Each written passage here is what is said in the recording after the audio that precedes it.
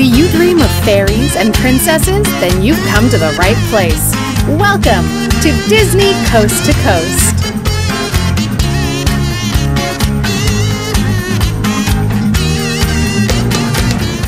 Hey folks, and welcome to Disney Coast to Coast, the ultimate unofficial Disney fan podcast. I'm Jeff DePaoli, and today on the show I have my friend Jeremy returning from the Mad Chatters podcast. Well, hello, Jeremy. Hello, Jeff, and hello, everyone out there listening in cyberspace. That's right. Well, today we are talking about something that, honestly, I didn't plan on doing an episode for, and then as it got closer and closer, I was like, I'm kind of way more interested in this than I realized, and that is the newest Disney Channel original movie, Freaky Friday, so let's jump into that conversation right now. It's time to dive into today's Disney dialogue. Okay, Jeremy, first of all, I'm kind of curious, what was your level of interest in this new Disney Channel original movie before I contacted you and said, hey, are you going to watch?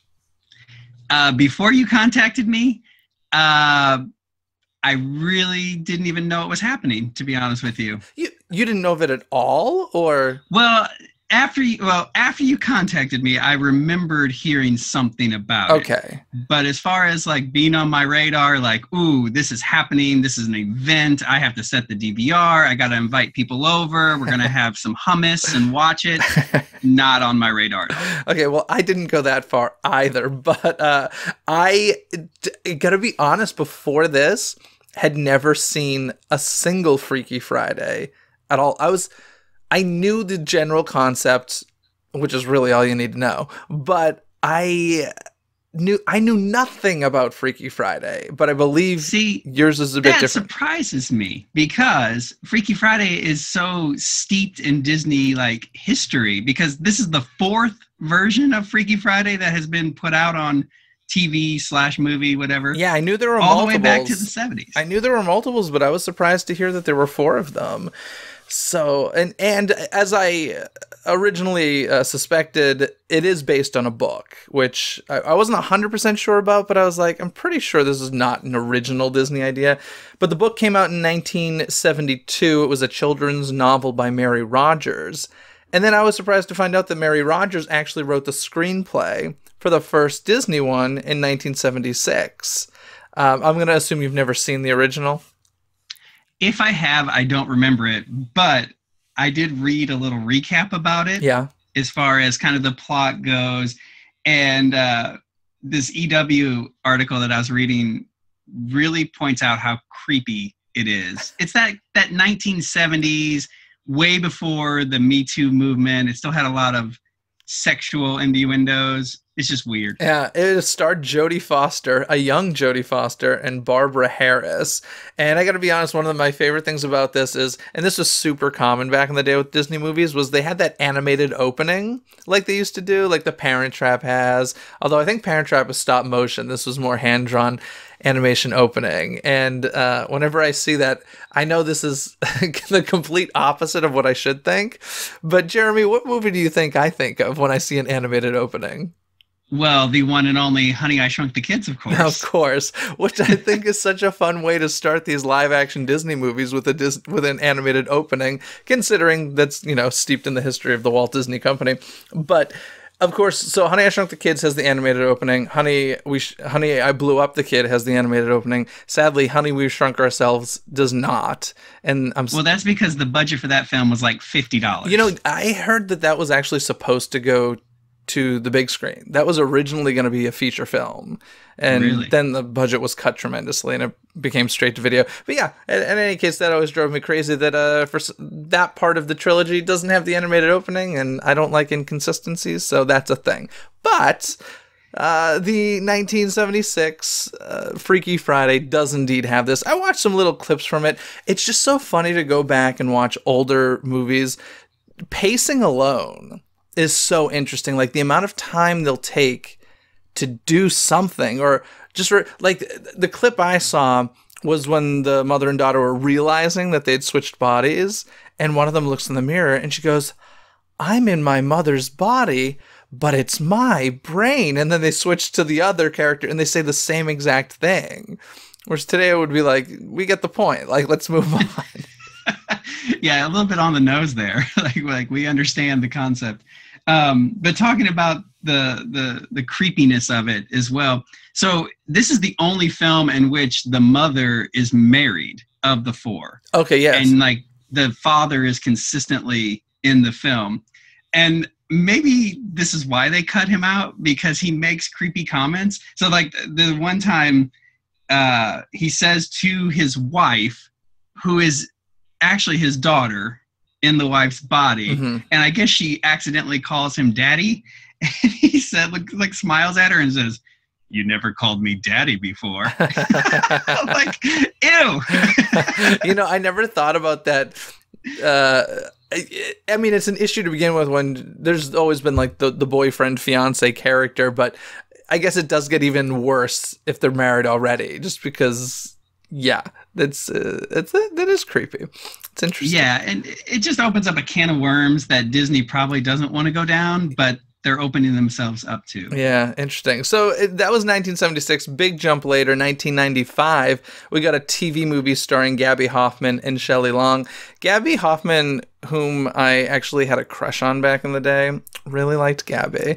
But I've never seen this one either. This one was made for TV, I believe. Okay, see, I've seen this one numerous times. Really? Now, it's been years. Okay. But I remember it being on the Disney Channel a lot in like the mid 90s. Oh, late 90s. I had never even heard of this one. I was very surprised by it when I watched the trailer. I was like, oh, all right, interesting. But yeah, I remember Gabby Hoffman was in it, and she was big in the 90s. Yeah. As far as, remember, what was it, Now and Then, that movie? Now and Then, and she was in a really wonderful movie called Man Without a Face, was one of her first. Yes, with Mel Gibson, right? Mel Gibson before he was scary. And and yeah, it's so good kid actor. And then she even had a sitcom for a while, like that she was the star of. It was, I think, created for her maybe, or at least she starred in it. And I don't think it lasted very long, but like I was really into Gabby Hoffman, so I watched all of this stuff. But for some reason, Freaky Friday I missed. So yeah, and then Shelley Long, of course, from Cheers fame, but as a kid in the 90s, what I recognized her from was the mom on Brady Bunch. Yes, the movie, not the TV show. Yeah, she was really good in that role. I remember the Brady Bunch. Absolutely, movie. Yeah, she nailed it. But this movie I loved as well, and so this time the mom, there is no father. The mom, I remember she had a really bad smoking habit. That was like a part of the plot, that she was trying to quit and the daughter got mad at her or something to that effect. And she's also a designer in this version. So the big, thing going on in her life is she's trying to get her fashion line off the ground. It's struggling. The IRS is trying to come after her for taxes. So she's all stressed about that. Now, as I said, I don't remember this one, but it didn't take nearly as long. 76 to 95 was quite a few years. Then 2003, Disney was like, let's do it again. But this time for the big screen. Feature film here with Lindsay Lohan and Jamie Lee Curtis, which I have not seen either. That blows my mind, because this film was like pivotal to my teenage years. But this was the time, remember, in the Disney company, late 90s, early 2000s, they were remaking and redoing all of those live action movies. Well, I mean, things haven't changed that much. Now we're just going from anime. They ran out of live actions to remake, so like, yeah, let's just remake the animated ones. That's so true. But I mean, like, they were doing the Shaggy Dog, yeah, That Darn Cat, The Parent Trap, I mean, they were just, boom, boom, boom, one after the other. And I love this movie. I think this is definitely one of the better ones. Jamie Lee Curtis is wonderful in this role. And Lindsay Lohan, this is like her second big movie. This is pre-Mean Girls, and she still is a great actress at this time. Well, I'll tell you, the reason I avoided this one is because of Lindsay Lohan. Really? Not a fan at all. And yeah, so I've never seen it for that reason, and I probably just upset a lot of people. But what made her Disney famous? Was it The Parent Trap? Was that the first thing? I believe so. I believe that was her first big Disney movie. Did she ever have a Disney Channel series or anything? Not that I recall. No, she just sort of became a box office star. It's so interesting because I remember her being like huge at Disney, but like I'm a little surprised they didn't exploit her for the TV channel. That's kind of interesting.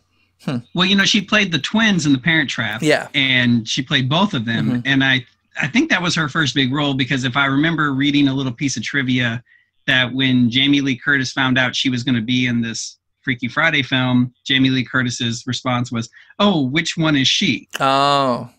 Huh. So that's cool. I like that they kept that tradition alive, like since the original Parent Trap did that as well with, oh goodness, I'm blanking on her name. Hayley Mills. Thank you very much. Hayley Mills, so yeah. So then fast forward some more years, and Disney Theatrical decides that they want to do a musical version of Freaky Friday, and in 2016 it premieres in Virginia at the Signature Theater. 2017 it goes to the La Jolla Playhouse in California, and it's gone to many other regional theaters. And that was kind of the intention for this musical that Disney Theatrical was doing. From what I understand, it was never like, oh, let's try and get to Broadway with this. It was like, no, this will be like a profitable show to license out to high schools and regional theaters and such. And from what I can tell, it's been pretty successful.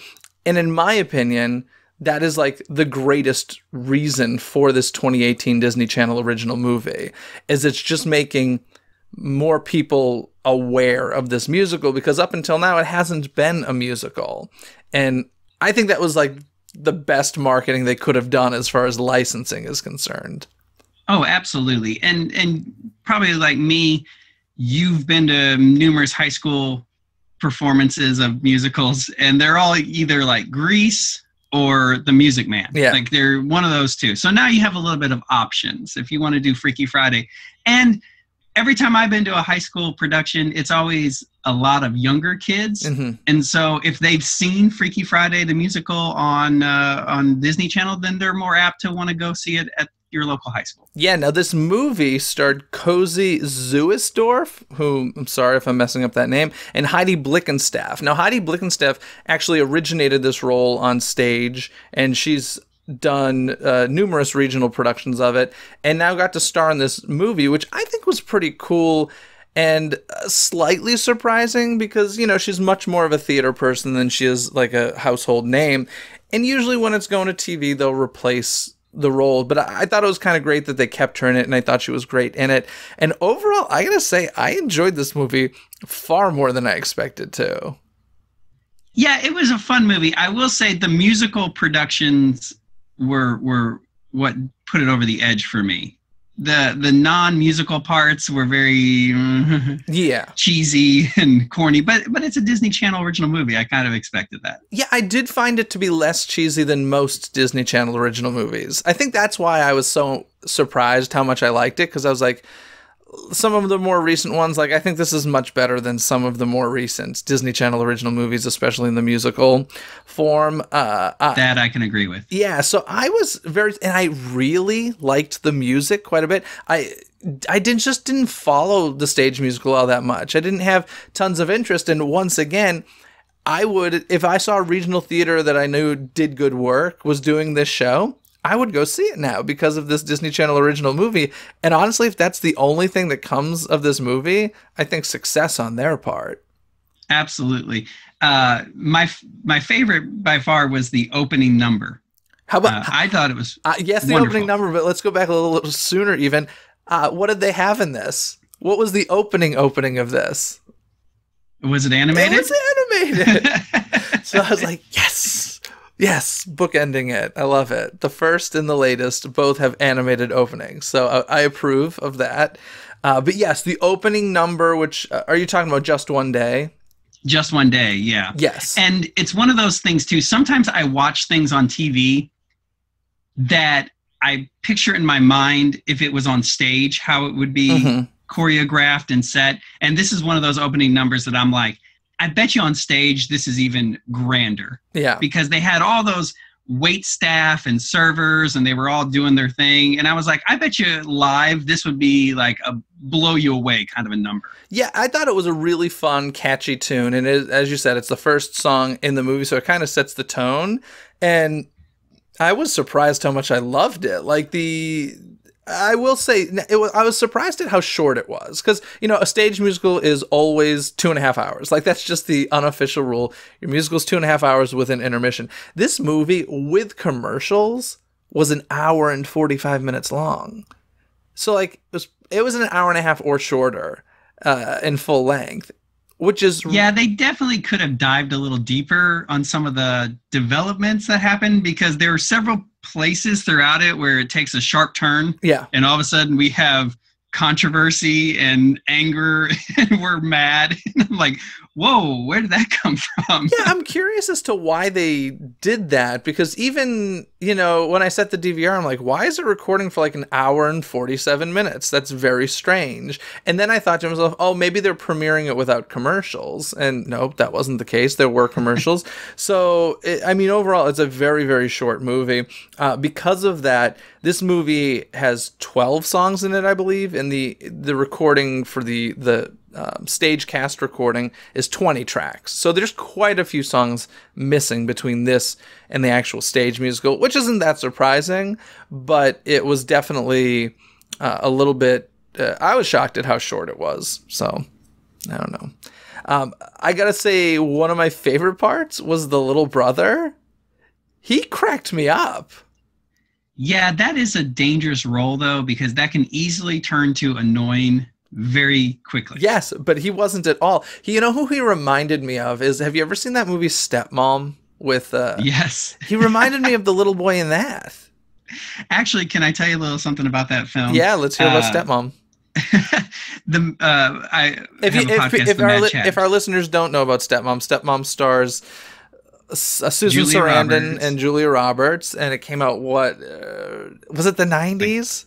Maybe early 2000s at the latest. Okay, in any case. And Susan Sarandon is like dying of cancer, and she's divorced from her husband, and Julia Roberts is the new stepmom that's going to take over with the kids, and it's all that.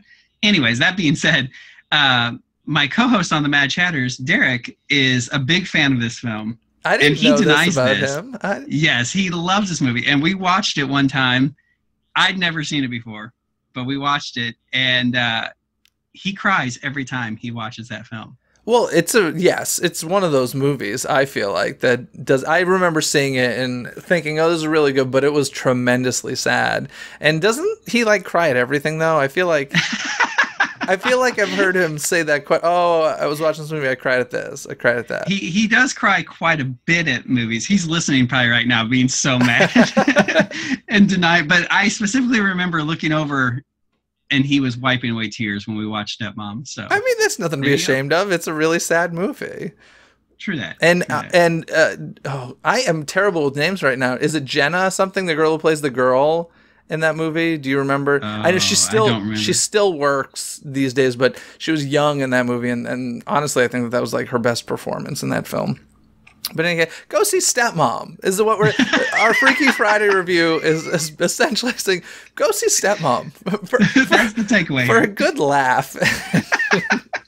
It was tears from laughing that you saw him wiping away, right? Oh man, just terrible. Anyway, so the little boy from Stepmom reminds me of this little boy in Freaky Friday. And just even his introduction, one of the first things you see him do is he's a magician, and you see him pulling scarves out of his mouth. And the look on the boy's face when he was doing this literally just made me laugh out loud. I was like, this kid's cracking me up, and he's barely doing anything so far. So I kind of fell in love with that character immediately. I thought he was adorable. So random thoughts go through my head as I'm watching movies. Mm-hmm. And a random thought went through my head during this introduction scene is he asked about his pet rabbit. He has a rabbit, I guess, that assists him with his magic tricks, and then it's also a family pet. Mm-hmm. And the reveal of this rabbit and where this rabbit is up on this top shelf. Yes. And all I could think was, how did that rabbit get up there? And why are we not concerned about its safety? Because it's really high up. Okay, I'm gonna jump ahead to something at the end of the movie that I actually have in my notes here about the rabbit as well, because it's really funny. I think it's funny that you're like, I'm concerned about this rabbit. How did it get up there? Because at the end of the movie, so the whole thing is the little boy, as his best man speech, I believe, wanted to do a magic trick with the rabbit, and it was the classic, you know, the rabbit, put him in the hat, he disappears trick. And we see during a big musical number, it's a very quick thing, I think it's during a musical number, we see the rabbit disappear from the hat, right? And the kid's like, whoa, it worked, and just has that reaction. And then we go on. It was just a nothing moment. And we're going on and going on and going on. And then later I noticed during the final number, they cut to the rabbit, like just hanging out on a table. And in my mind, that was Disney being like, wait a sec, people are going to be worried about the rabbit. It disappeared. Where'd it go? Like, what happened? Is the rabbit okay? We need to cut to the rabbit so that everybody sees that the rabbit's all right. And I'm like, okay, you've been in this industry far too long when that's what you're thinking when you're watching these things. But I would bet money that conversation happened. And no doubt there's some Disney executive that's tired of hearing from PETA. Exactly. And they're like, we have to let them know the rabbit is fine. Yes. So that cracks me up that you were concerned about the rabbit all the way at the beginning of the movie. And then my concern for the rabbit came at the end of the film. Well, and my concern continued throughout the film as well, because they have this big Great Dane dog that is out of control. Like, that's the thing, is the dog is crazy throughout the whole movie. And all I can think too is now this rabbit has to live in constant fear of being attacked by this out of control Great Dane. Okay, that dog scared me. I'm serious. I'm a little dog kind of guy. Like, I like little dogs. Like, one I can hold in the palm of my hand is preferable. Those dogs that large scare me. So, like, it's the size of a horse. It really is. It was massive. And I thought that was such an interesting choice to put in the film. But yeah, you're right. That dog would have eaten the rabbit by that point, I think. Oh, so I would like to see a reboot of this film from the rabbit's perspective, or the dogs. I mean, or the dogs, oh my God, yes. The dog and the rabbit switch bodies. I think we're onto something there. Freaky Friday 2. There actually were sequels to the books and stuff, but we'll make our own. This is all good. Now, one thing, as I mentioned at the beginning, Heidi Blinken, who plays the mom, is traditionally a stage actor. And I was thinking, you know, acting for stage and screen. She hasn't had as much on-screen experience, and they're two different things. As much as it's the same type of art, it's also very different in the sense that, you know, on stage you're acting much bigger and you have to tone things down for when you're on screen. And I was like, Disney Channel is the perfect transition for acting like that, because on stage you're so big, and on Disney Channel you're smaller because you're on screen, but you're still so big because these are just so big. You know, the acting's usually over the top. Very much so over the top, yes. So I was like, oh, this is actually kind of a good transition. Disney Channel in general, I feel like, is a decent transition for somebody who does like primarily stage acting. So it's either that or soap operas. Take your pick. Yes, exactly. I thought she was great. Like, I completely understood why they kept her from stage to screen. I thought she was really great. I thought she was good too. I thought vocally she was extremely strong. And I really think that's kind of why they kept her, because she, knocked it out of the park on the singing. But I do think that the girl actor, I forget her name. Her name was Cozy Zulsdorf. Yes, and I should know that because I'm a huge Dolphin Tale fan, and she was in Dolphin Tale 1 and Dolphin Tale 2. Mm-hmm. I believe that's like her only acting credits. She's a theater kid as well. Okay. Yeah. I kind of feel like she upstaged her at some points, though. Oh, really? Yeah. I didn't feel that way, but I thought they were both good. I think overall, as you were saying, like, their vocal talents were pretty great, and that is one thing I noticed watching this. I was like, oh, it's kind of really refreshing to watch a Disney Channel musical that isn't like 100% auto-tuned. Absolutely. Absolutely. And that was, that made a huge difference. And, it's really interesting. I was speaking with a vocal coach once about this, and she was saying how improper young singers will sing these days because they'll come in to her, voice lessons and trying to sound like what they hear on TV. And so they'll like try to make an auto-tune sound in their voice because they don't understand that that's being auto-tuned. Like, they think that that's what his singing voice sounds like. And I'm like, oh, it's so damaging and just sounds terrible. I don't know why anybody would want to sound like that. You mean people don't sing like... I mean, people do, sadly. That's all I think of when I think of like the Descendants, and don't at me. But that's all I think about with them is that sound through their nose. Oh, awful. Yeah, it's not a great vocal quality, but in the case of Freaky Friday, I think that was probably my favorite thing about it, is that the vocals, for the most part, of course, it was for TV, there's always a bit of auto-tuning, but for the most part, it was really well sung, especially on the part of Heidi Blickenstaff, I felt. And it's even better if you go back and listen to the cast recording from stage. Like, it sounds even better because there's less manipulation with the voices. So really good stuff in that sense, I thought. And yeah, I loved that about it. There is a line in the film that grossed me out to such a major extent, and it's so weird because this has happened to me twice this week, and I'm just kind of a freak about this, but I think it's the mom talking to the daughter, and she's going in her bedroom, and the place is a sty, and she's just commenting on the fact that the place is a sty, and I believe it's, correct me if I'm wrong, she picks up a piece of clothing, and she goes, oh, this smells like hot dog water, and when she said that, I gagged. I was like, why? Hot dog water. Oh, I'm literally gagging right now.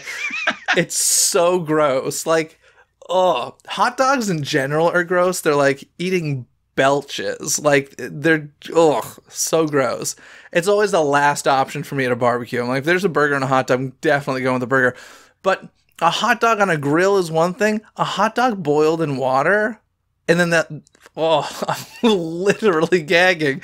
The remnant water is so revolting.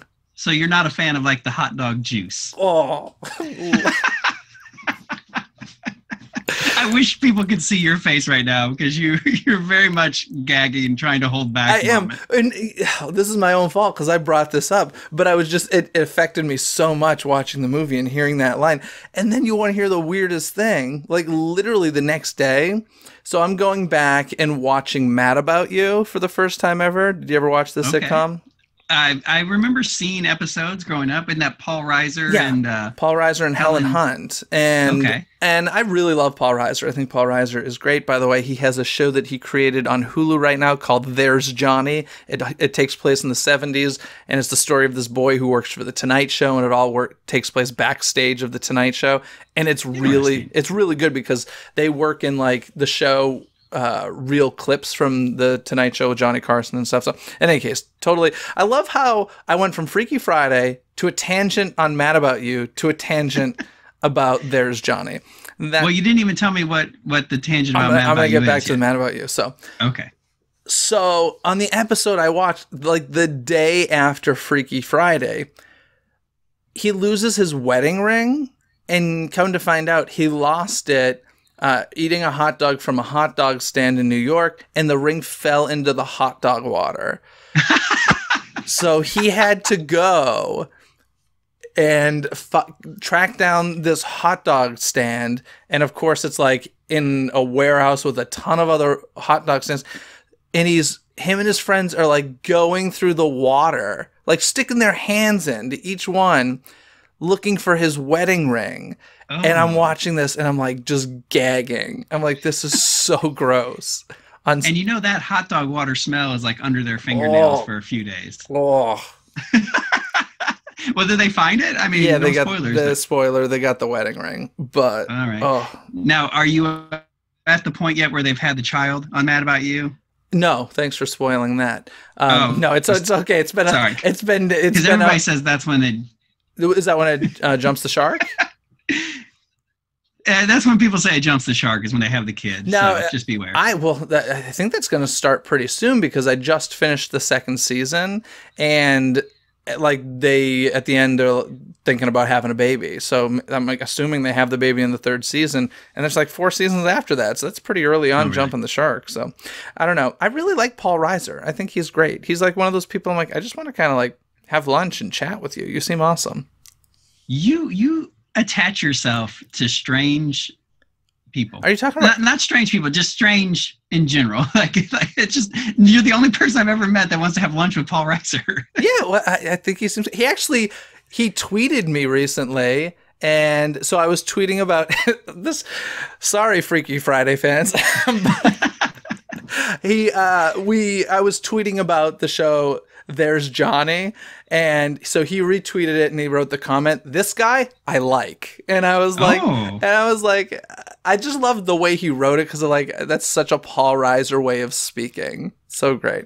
So, and we're going to bring it back to Freaky Friday, because in the sequel with the rabbit and the dog, Paul Reiser is going to voice the rabbit. Oh, see, I would picture him more as the dog, but okay. Okay, we'll discuss it. We'll discuss it, and then Rick Moranis will be the other.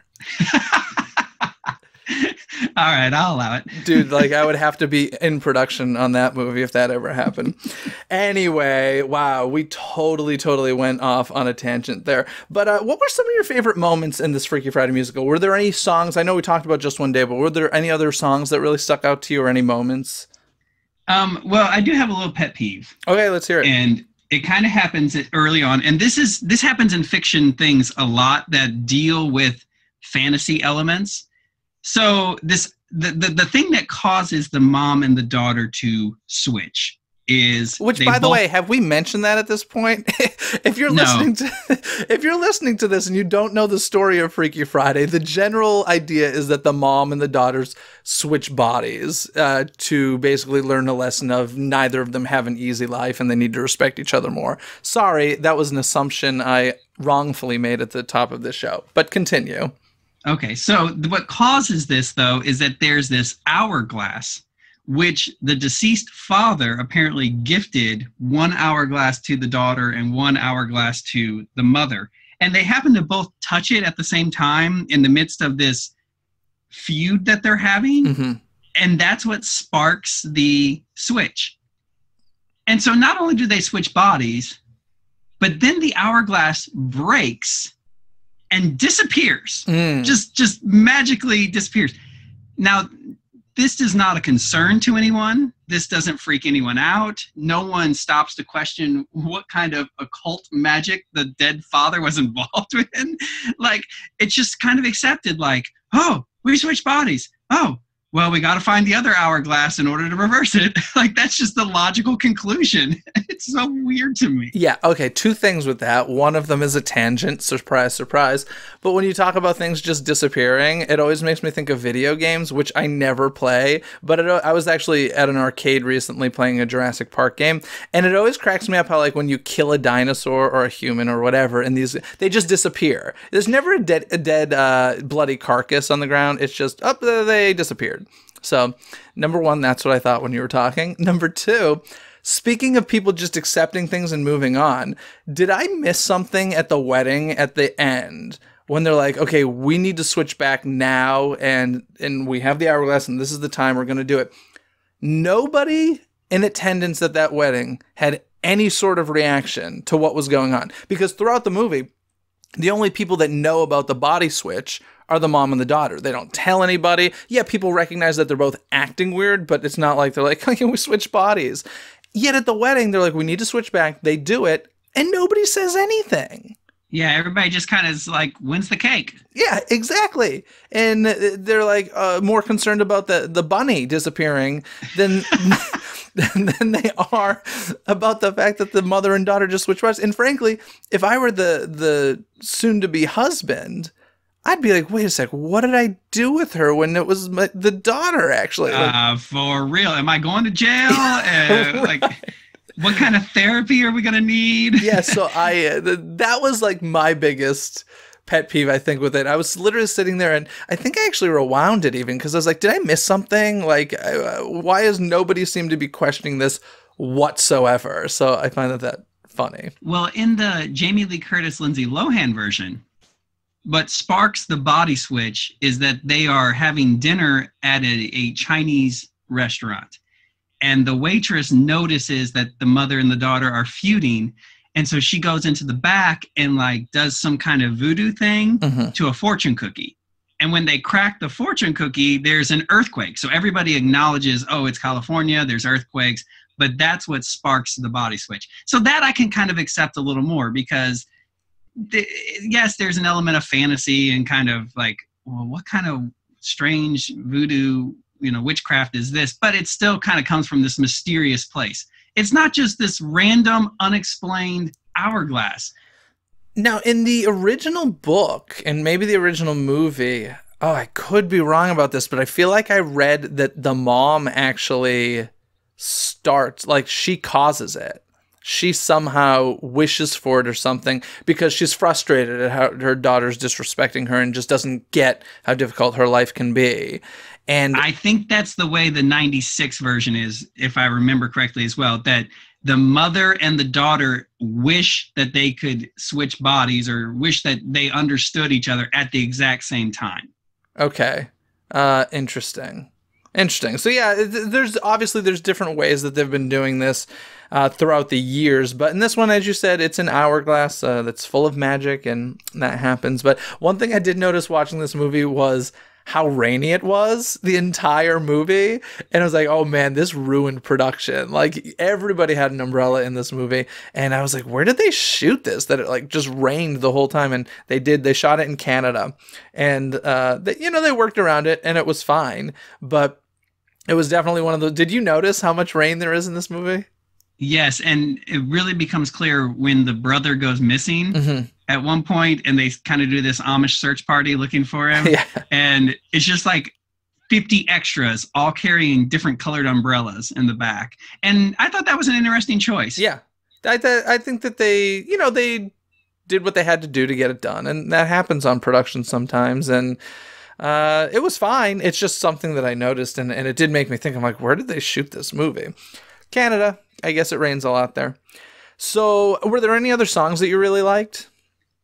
There's a song I didn't like. I mean, I liked all of them except the Parents Lie song. Oh, yeah, yeah. It's beautifully written, and I really like having a slow, like almost a ballad type song in a musical production. But the overall message of the song is atrocious. I could not believe that got greenlit in a Disney Channel original movie. Yeah, well, there was a song cut from it. As I said, there were many songs in the stage musical that are not in this movie, and one of them is called Busted. Have you heard this song at all? I'm not familiar with it. Okay, so this song, it's an okay song, but it's interesting because, like, in it, they're talking about, one of the characters smokes, and just a lot of different things that are, like, very non-Disney. And it's like, okay, clear. I completely understand why this was cut from the Disney Channel original movie. And I thought it was interesting as well because the daughter, I guess, has a tattoo in the stage musical, and for the DCOM, they made that a belly button piercing instead. So I see. So which is that even better or worse? It's less permanent. I think if you had a kid who had a tattoo, what are you going to do other than pay thousands to get it removed or take out that belly button piercing, So this Parents Lie song, though, I learned, so this week on my show, we did a playlist of weird Disney songs. And our friend Marshall was on, and he brought up this song as a weird Disney song. And he noted that in the musical version, there are lines about how parents lie, that they're not really wrestling in bed. And also something about Santa Claus not being real, which obviously they cut for the Disney Channel version, which I thought was smart. It's an interesting song. It's an interesting moment in the show. And of course, by the end, this is interesting because this makes me think a little bit of High School Musical, because I remember the first time I saw High School Musical, there's that song Status Quo. Stick to what you know, stick to the status quo. And I was like, this is the worst message to send children ever. And I would say similarly to the Parents Lie thing, I'm like, wow, this is what we're telling children. Of course, by the end, they reveal the whole, she apologizes for saying it. And this is the daughter in the mom's body singing it to her son. So Yeah, she basically says, don't believe what I said and all this stuff, but stick to the status quo. I kept waiting for them to have like a reprise of that song with the opposite intention, and it never happened. I was like, whoa, so we just got kids singing and dancing, stick to the status quo. All right, that's how we're gonna do things. Well, and the flip side to the Parents Lie song, it's a really beautiful couple lines in there that are really pretty about how you really kind of see the emotional depth of the effect of the father's death on the daughter. Yeah. Because she talks about how they say they'll always be there for you and then they're not, which none of the other Freaky Fridays dive into that level of where, the emotional hurt surrounding the father's absence. Yeah. So really odd that the Disney Channel version would go there, but, more power to them. Yeah, I gotta say one of my favorite moments was when the mom as the daughter was, but vice versa. The daughter as the mom was meeting like her or seeing her high school crush. And Heidi Blickenstaff's performance in this moment cracked me up. It was just, you could kind of like see and feel the butterflies in her stomach as she was seeing her crush. It was like, oh, that's such a sweet little tender moment. I like it. And I love to when, I think it's towards the end of the film, after they're kind of all resolving their issues and he shows up with the little brother and then they hug and she notices he's there and she like puts her hand on the boy's face and pushes him out of the way to walk towards him. That made me laugh. Like that was a good performance right there. There were some really good moments I thought because honestly, like I found myself as a viewer getting slightly confused sometimes where like you'd see the mom's body but you're like, oh wait a second, it's the daughter. And not saying the performers did anything wrong. I'm just saying I'm kind of stupid in that way. Like I was just like, it's a little confusing. I feel like it's a tough gig for an actor to pull that off. Agreed. And that's why, again, I go back to the Lohan Curtis one, because to me, that is the benchmark for all future Freaky Fridays. The performances in that movie are so good. And Jamie Lee Curtis does such a great job that, yeah, when they finally switch back, it feels weird to see her again as the mother because you're so used to her being the teenager. Yeah. But then you're like, oh, wait, she's like a 50-year-old woman. Like, what is going on? Yeah. Speaking of Jamie Lee Curtis, who's excited for Halloween coming out this October? Me, very excited. Yay.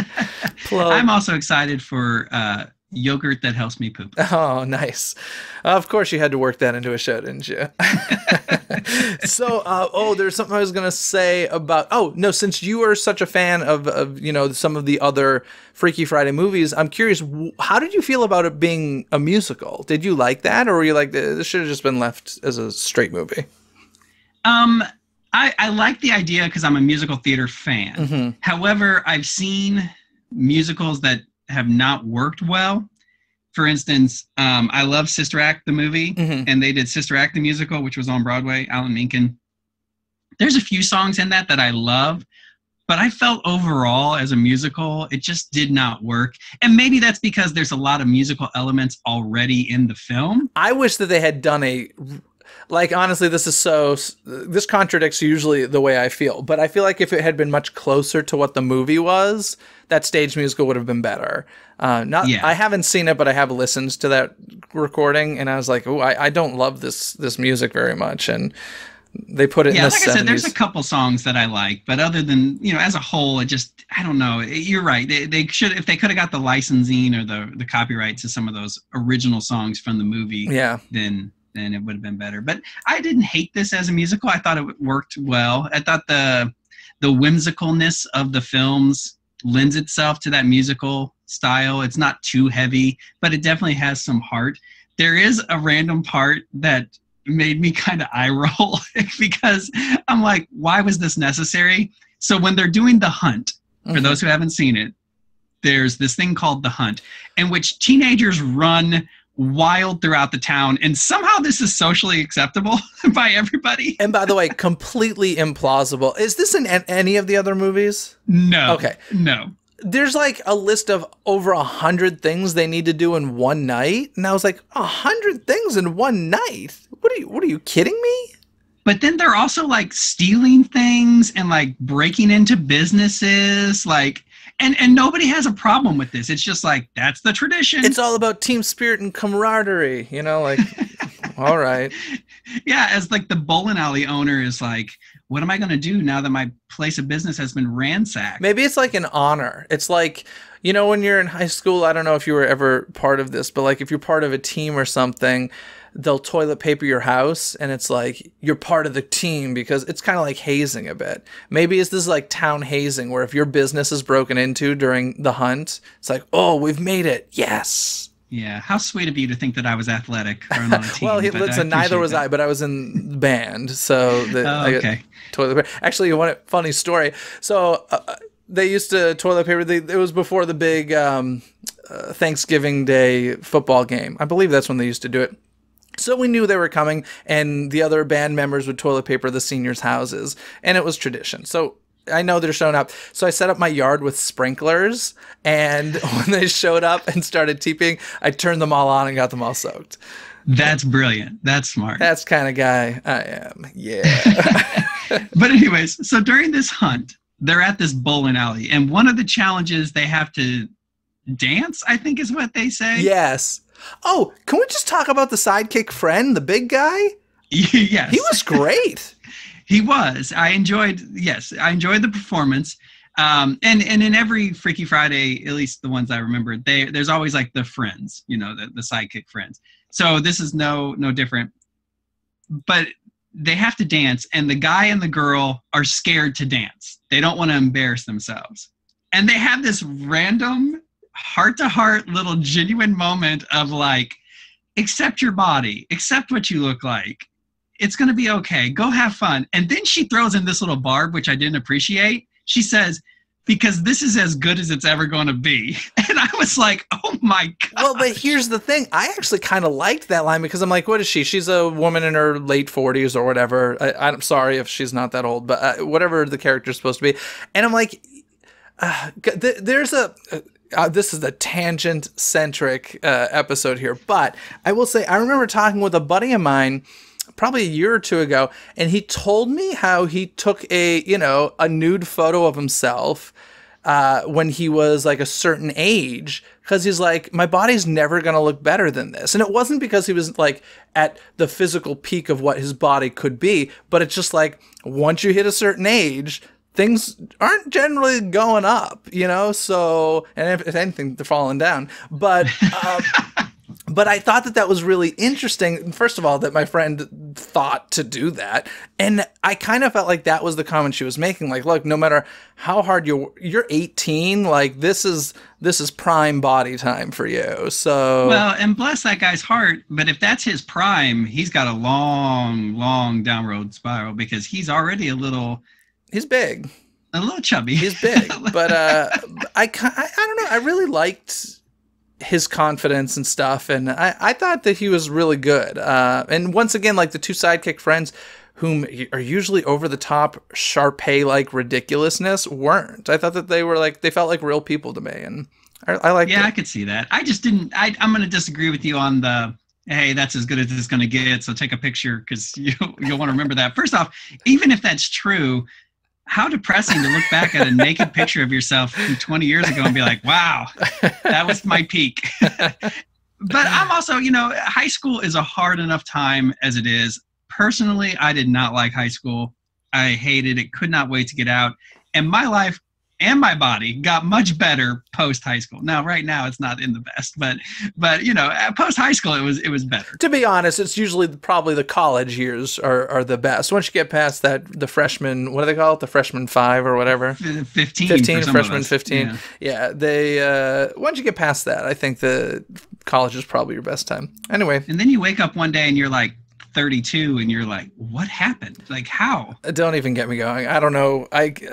I can't even understand how time anymore, but yeah, that's a whole other depressing story we could go down. But in any case, important question: what is up with the gym teacher? Because she was not at her prime. Can we? Not at all. all. This is not making fun of the actress. This was a character choice thingy. Yes, and she's very mean, so she's got some deep-rooted anger at everyone, apparently. Yeah. Very interesting. I felt like they were trying to go for like a Jane Lynch type there, as far as from Glee. Yeah. I don't know. It was weird. And she was just so interesting the way she would say things. I was like, she was the one, her and the girl that that the daughter was like fighting against to win the hunt. Those were the two roles that I was like, okay, this is Disney Channel original movie acting here. Like, it's a little bit over the top. You're slightly in a different movie than everybody else, but very much so. But very much so. I can agree. Yeah, the villain, the main villain girl, I was getting like these vibes that she, we want a Mercedes from Glee, but angrier. Yeah, right. But fair enough. I can see that. Anyway, overall, I gotta say, I really enjoyed this movie. It's one I would watch again. If I were a kid, I feel like it would become like a staple for me. The music was way better than I expected. And I honestly hope that some regional theater near me some point does this show, because I would like to go see like the full version, and I think Heidi Blinken staff was fantastic. So overall, it's not like Moulin Rouge or anything, but it's a fun musical that you can see with your family, and I enjoyed it. And maybe it will get me to see some other Freaky Friday. I don't know. Yeah, I will not watch this version again probably, but I would absolutely go see it if it was in a theater near me, because I think on stage there's some things that would translate way better on stage. And you absolutely should see the Lindsay Lohan version. I think you would like it, especially as a Jamie Lee Curtis fan. Yeah, I'll give you that.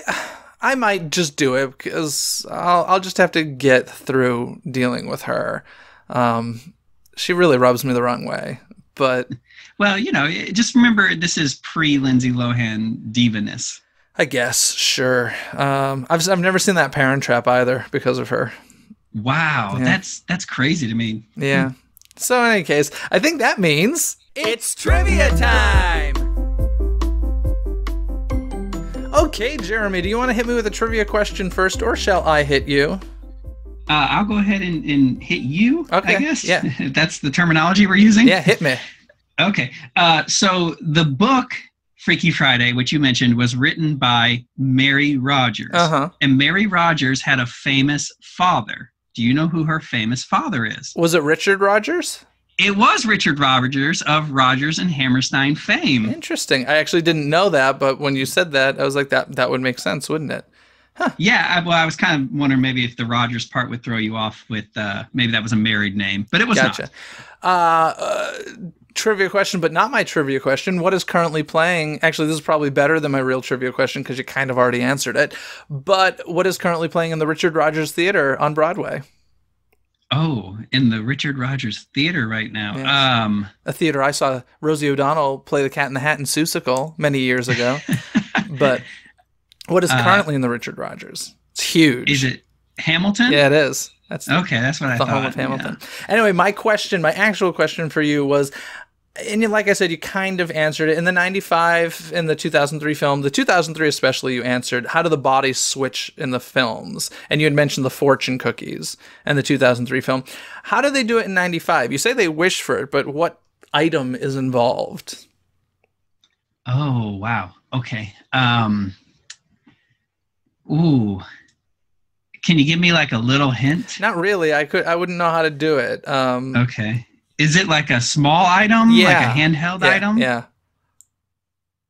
Wow. See, I can kind of see this scene in my head because it's been a long time since I've seen it, but I cannot think of the item. Apparently they had magical amulets, each of them, and wished on the amulet to switch lives, and that's how it happened. And then I think I kind of like the fortune cookie thing the best out of the ways I've seen them doing it. I think that seems to be the most quote-unquote believable of the ways. Yeah. So. Now, let me ask you my follow-up trivia question. Do you know what ABC 90s star made a guest appearance or a guest cameo, I guess, playing the IRS agent in the 95, 96 version? Oh, I don't, but I remember seeing the, I'll think about that, but I just remember seeing the cast list and being like, wow, this had a lot of stars in it. So, and you're saying an ABC star from the 90s, huh? Yeah, he was pretty big for ABC in the 90s, played the IRS agent just a couple minutes on screen, but he has a great line. So he's auditing the business and the boyfriend is getting upset and the boyfriend's like, I want to speak to your boss. What's his name? And he turns and says, Bill Clinton. And he writes on Bill. Oh, and he gets angry. It's a funny little line. Is it Tim Allen? It's not Tim Allen, but it's along the same lines. Let me see. He hosted a Walt Disney World attraction. Oh, goodness. Which up until just a couple years ago was still seasonally running. Ooh. He's currently big on TV at the moment as well, but not for the Disney company. Oh, goodness. This is going to drive me. Wait a sec. Hosted. So this is an attraction that's gone. It was seasonal at one point. I just keep thinking of Stitch's Great Escape, but it's not that. No. What's the attraction? This is going to give Sounds Dangerously. Oh, Drew Carey. That's right. Yes. Yeah, Drew Carey played the IRS agent. And like I said, it's just a brief enough appearance to be like, hey, that's Drew Carey. Yeah. And then he was gone. Yeah, I feel like they threw quite a few people like that in that film. So in any case, Jeremy, thanks so much for coming on the show and discussing Freaky Friday with me. I hope that it wasn't torturous for you to sit through that. I hope that you enjoyed it. No, it was a pleasure. I enjoyed it. Cool. So why don't you plug your show before we get going here? All right. I am half now of the Mad Chatters. We can find us on iTunes, the Mad Chatters podcast, where bi-weekly we discuss all things happening at Walt Disney World and around the Disney universe. You can find us at Mad Chatters on Twitter and on Instagram. We're also on Facebook. And if you want to follow my personal accounts, you can find them by going through the Mad Chatters. Excellent. Thanks so much, Jeremy. Hey, take a little time to find the magic in every day. And before we get going, I want to remind all of you that you can find all of our social media over at DisneyCoastToCoast.com. While you're there, check out the Patreon link that we have to see all the different kinds of rewards you can get from Disney Coast to Coast by becoming a supporter. And of course, leave those 5-star reviews and ratings on iTunes. It helps other Disney fans find the show more easily. Other than that, folks, have a magical day. Bye! Thanks for watching Disney Coast to Coast. Have a magical day. Disney Coast to Coast is produced and hosted by Jeff DePaoli. Learn more about the podcast and become a supporter at DisneyCoastToCoast.com.